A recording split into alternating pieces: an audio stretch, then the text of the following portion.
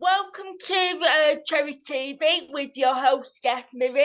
Cherry TV is brought to you in collaboration with Sweet Cherry Publishing, who are an award-winning independent children's book publisher based in Leicester, UK. Today my guest is Emma Steele, who is Send Executive at Sweet Cherry Publishing, and she's working on and is managing a new exciting new imprint called Every Cherry. The aim of this new imprint will be to produce high quality and enjoyable reading materials for the Send community.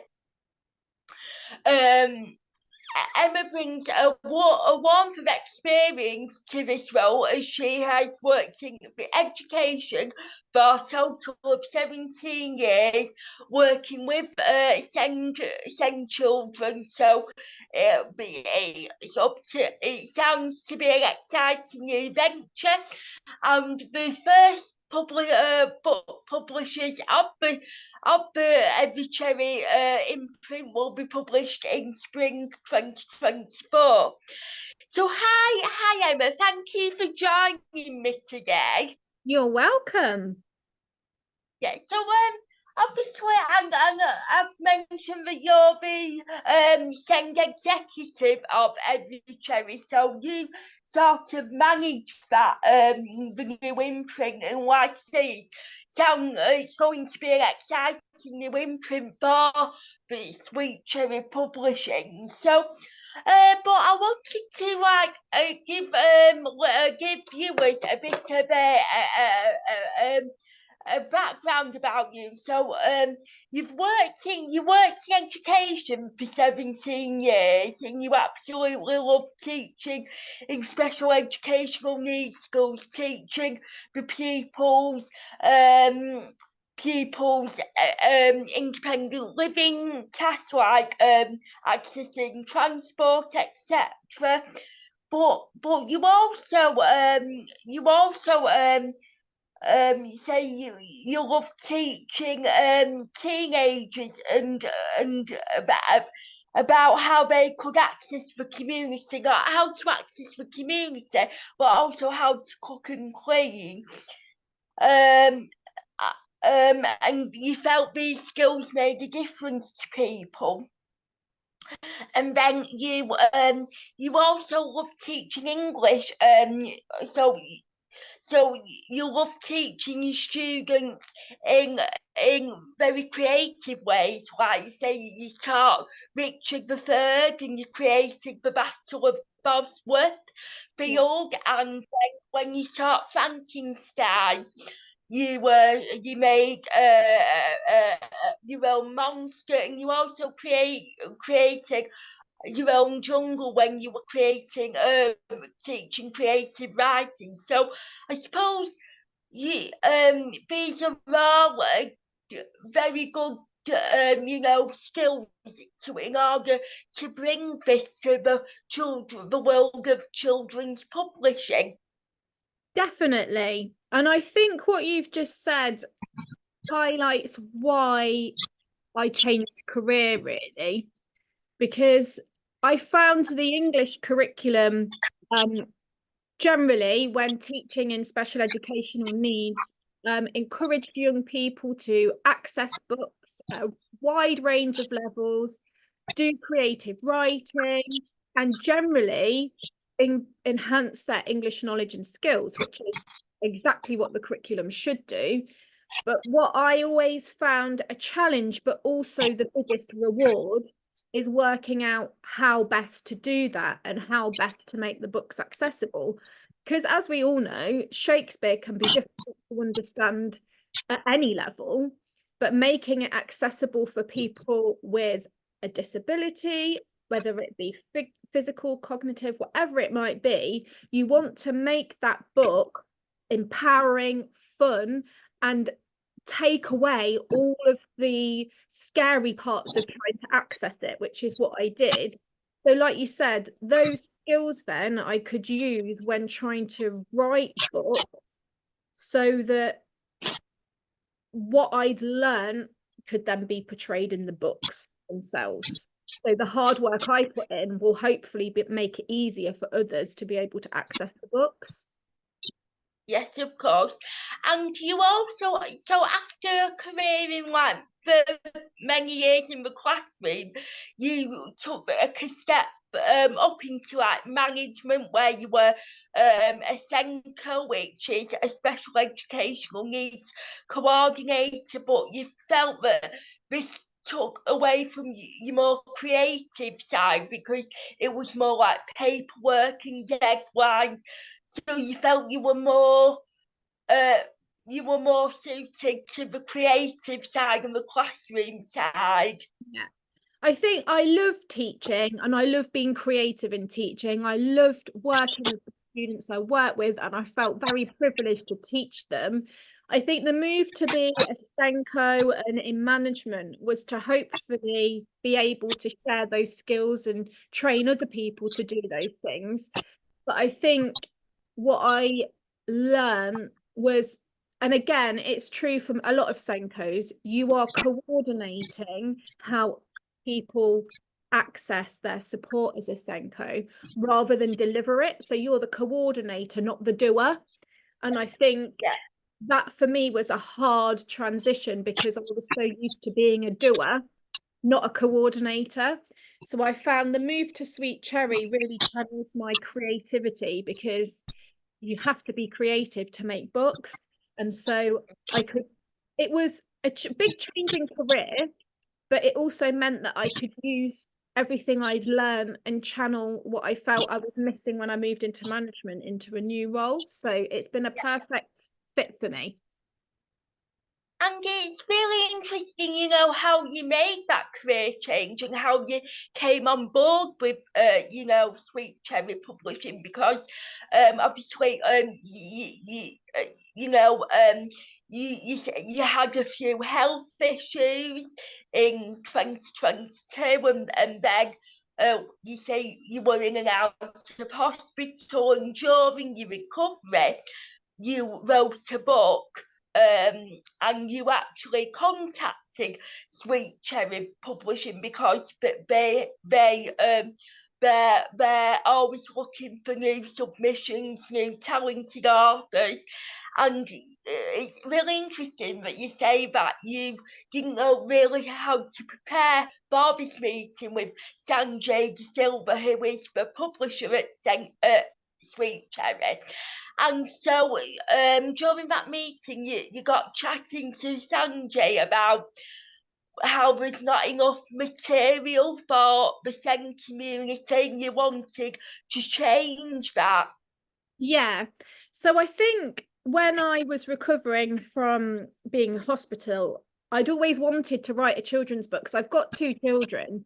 And what I used to do was at bedtime, I'd read them a story, like any kind of picture book that we had on our shelves. But my children always asked for me to tell them a story from in my head. And there's an alien in our house called Zorb who comes and takes them on adventures in his spaceship at night time.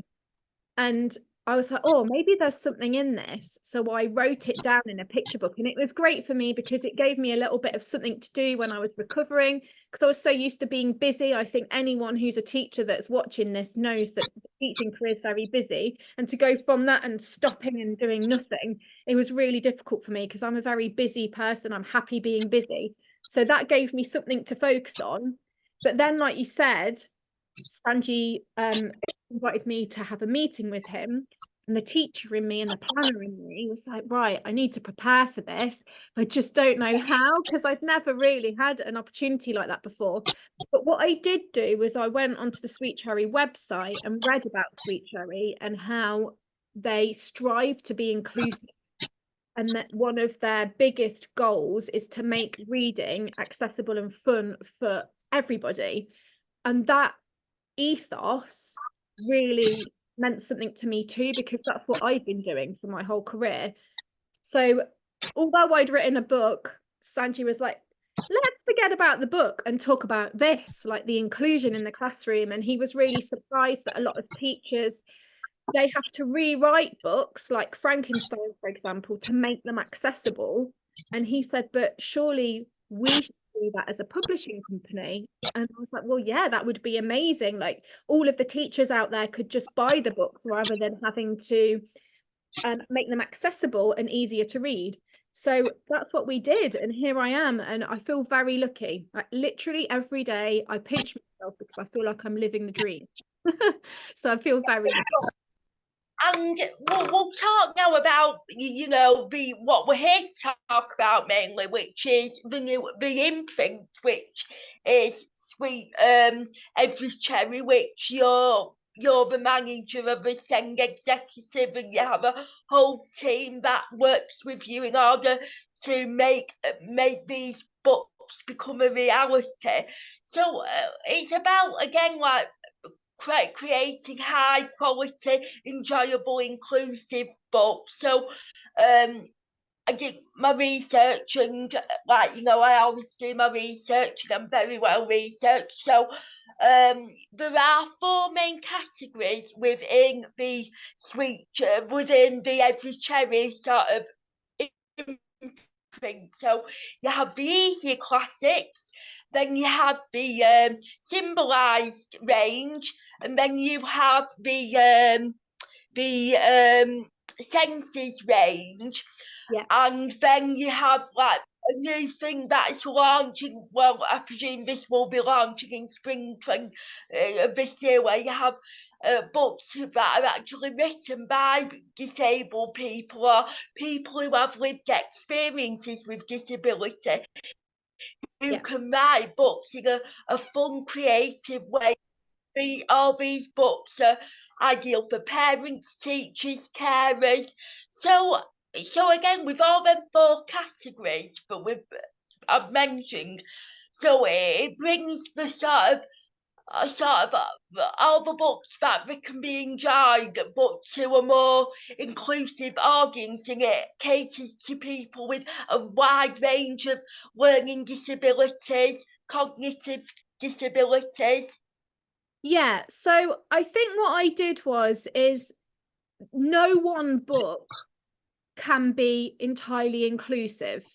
It's impossible to make one book that would cater for everybody because everybody's so different. So what I did is I split it into 2 different categories to help people to access the books that we want to create. So for example, the easier range, it's your well-loved stories like The Wizard of Oz, Frankenstein, lots of classics, but also reading for pleasure books too, that are just in a much easier format. So bigger font, dyslexia-friendly font, thicker paper, illustrations on every page, and difficult words that are defined on the same spread, so that sometimes quite a lot of books have glossaries at the back, which then means that the reader has to flick to the back and then flip back again, and it can be a bit difficult. So we made that like one of the key things, and the format remains the same throughout, so it's predictable and the reader knows what's coming. They also feature free audio books, and the easier range has a QR code that links to the glossary terms, so the difficult words that are read out, because I thought if they're difficult, how can people read them? So if they can't read them, they can see and hear them on screen too. We've also got a sensory element on the cover, so it's got a little bit of a raised, it's called embossed cover, yeah, so that when people read, they've got a bit of sensory output when they're reading, but that's to enhance concentration, not be a fidget toy essentially and distract sometimes. Not, I mean, fidget toys are to help sensory overload and to make people a bit more regulated, but this is more just a little bit to help with concentration. So I think that's key, but then the easier and the symbolized co-align, the covers look the same, the idea is the same, but the symbolized books have symbols above keywords so that people have a visual clue as to what the word says. which is really important, I think. So sometimes people can learn to read but struggle to comprehend what they've read. The symbols just give that extra little bit of support. And it might be that once they've learnt to read with symbols, they can move on to reading without symbols in the easier range.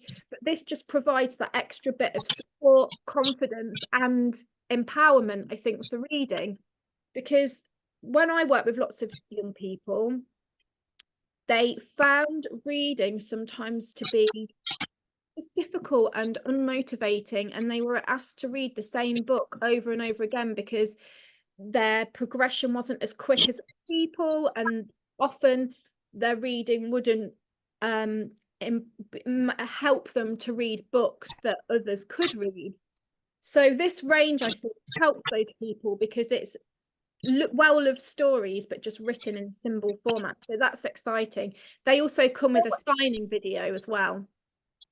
So in a way, the symbolised, range is sort of like a brand new approach to learning for these children with special educational needs and disabilities to learn to read. Yeah, and I think it just provides that extra help. So sometimes reading an image is a lot easier than reading a word. So if the word is difficult to read, that symbol can provide that understanding. And that's the idea with that. And yes, I think in the publishing world, symbols are quite new. But in the SEND community, quite a lot of people might use symbols. But the symbols we've created are new and different, I suppose. And fun, I think. And then the other range is the sensory range. So that range is, so a lot of people might love reading but might not be able to read with symbols or words. So what we have done is created a sensory experience.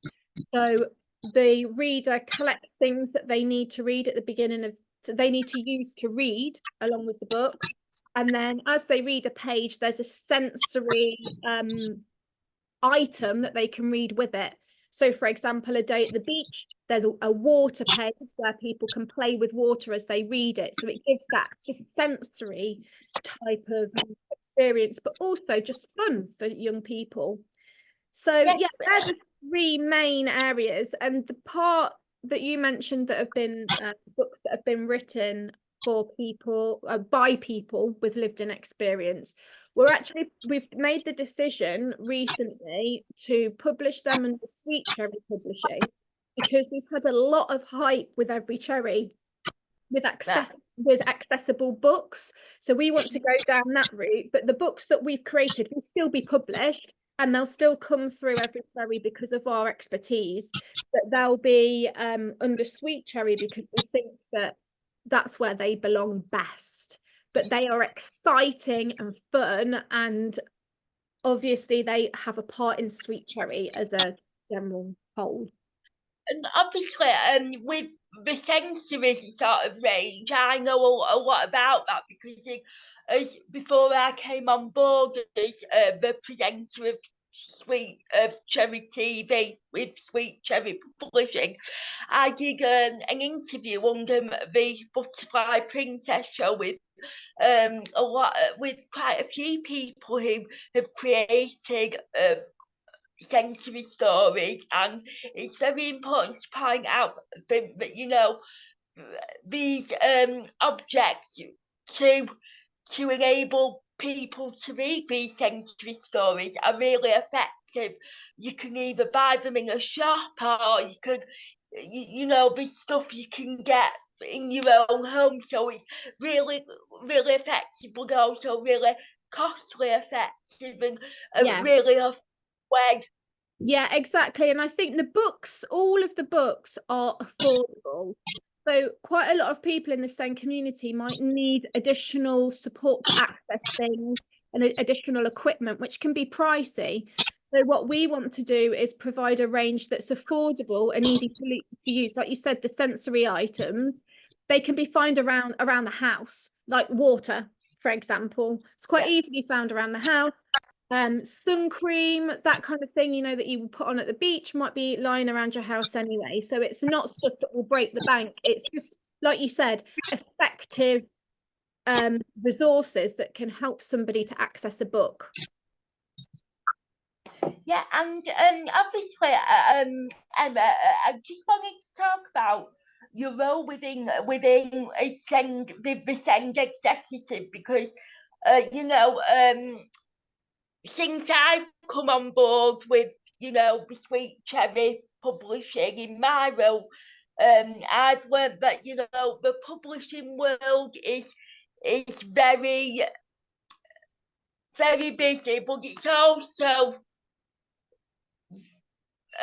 no one day is ever the same. It's very, well, there's something different every day, and your role is the Send executive is very varied. For example, 1 minute. So, for example, you manage a team to support the creation of the Send imprint. You create a predictable and easy to read font within books, which will become the core foundation of the imprint. Be part of phases in the creation of the imprint, such as its name, logo, and general branding, overseeing all stages to keep the imprint focused on its roots. Take part in sales events, conferences, and networking to market and sell the imprint, and develop a diverse and engaging range of books for the Send readers, becoming part of the master production schedule. Be part of launching the imprint and developing its titles to feed the target audience. Continue to lead the imprint as part of a dedicated team. So it, like I say, it's very varied, and you must come across some really interesting and talented people. Obviously, you've worked for Sweet Cherry Publishing for a year now, and you say you absolutely love it because, you know, you work with such a range of talented people who are all very talented in their own way. So, what I suppose, what is it that you enjoy about your role the most? Oh, that's a really good question. I suppose I still feel like I'm settling into my role, but I think what I love about it most is that I don't feel I've lost all of the experience that I established over the years. I can still channel that. So I think for anybody moving career, it's always a risk and it's always scary.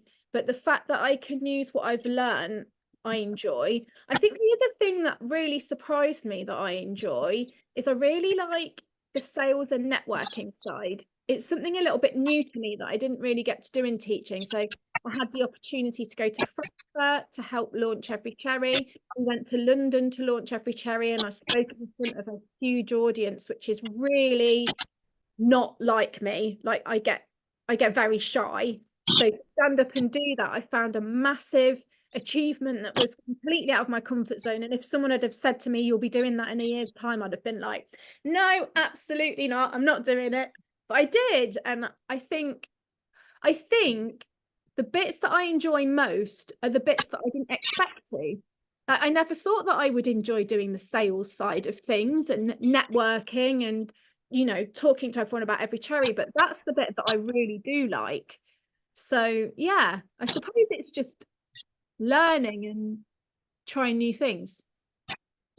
And it must be so interesting as well, because, like you say, you're part of the sales and, you know, the networking and the promotion. You travel to countries like the cities Frankfurt in Germany, where, so it's not just Sweet Cherry, isn't just for the UK, is it? It's for the rest of the world, and it must be so interesting to, you know, to present a new imprint like Every Cherry to not just a UK audience, but to a world audience as well.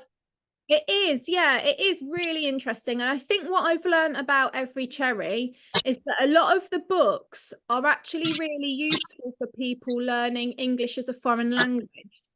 And what I've actually learned along the way is that sometimes when people are learning Chinese, they actually use symbols to help them learn the language. And so symbol use isn't as unique as I thought it was, because people do use it in different ways around the world. And so I think what's great is the Every Cherry books are reaching people in different ways than I'd anticipated. So that's really exciting. And also what's really exciting is to see where the world is with just generally, hold on a minute, I've just got something come up on this screen. It's generally more it's more about how we can cater for people in different countries with learning difficulties as well.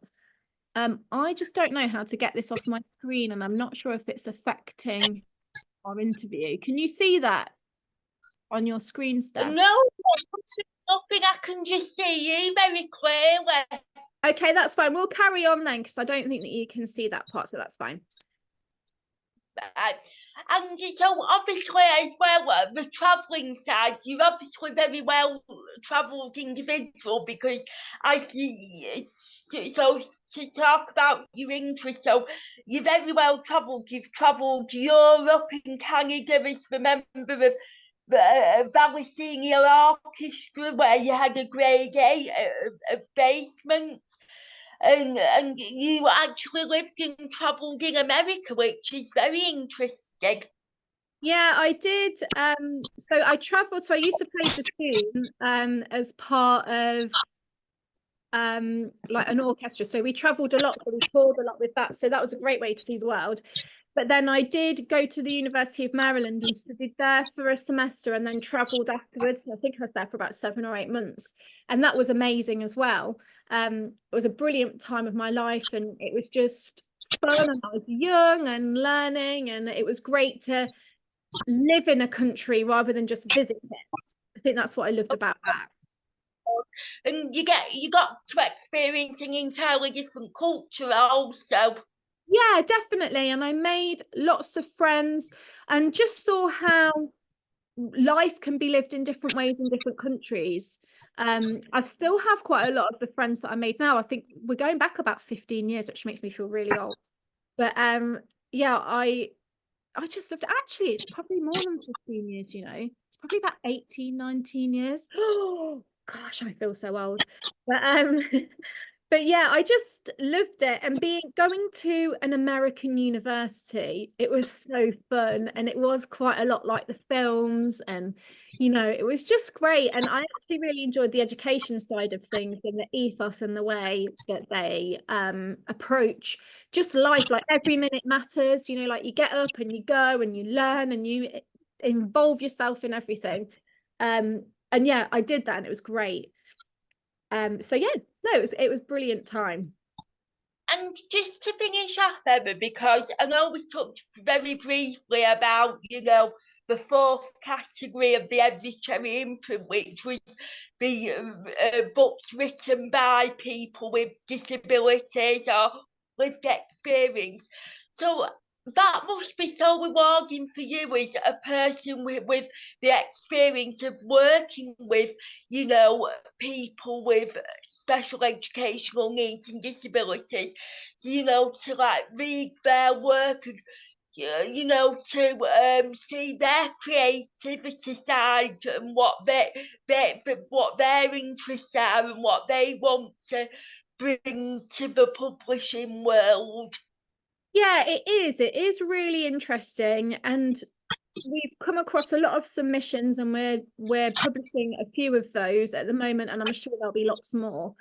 I think so one of the books that springs to mind is called Let's Start in the Middle, which is written by somebody with ADHD about having ADHD. So it's his view of having ADHD. So it's not, a definition for everybody. but the way it's done and the illustrations and the design, it's vibrant in colour, it's fun, it's a picture book, but it is a picture book with images that are aimed at an older age group.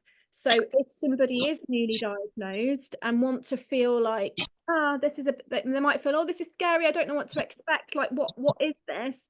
That book can guide them through it. So it's also brilliant to use the creativity of somebody with a disability, but it's also great of how that can impact others, which I really liked.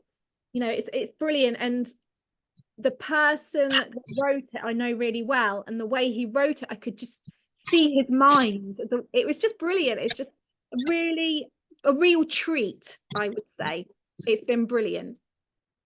Well, thank you for joining me today on my father debut episode of Sweet Cherry TV, and I look forward to interviewing more people within Sweet Cherry. Exciting times ahead, I think. I think so too, and we're very, very happy to have you on board, and I can't wait to see the next interviews. Okay, thank you. Thank you.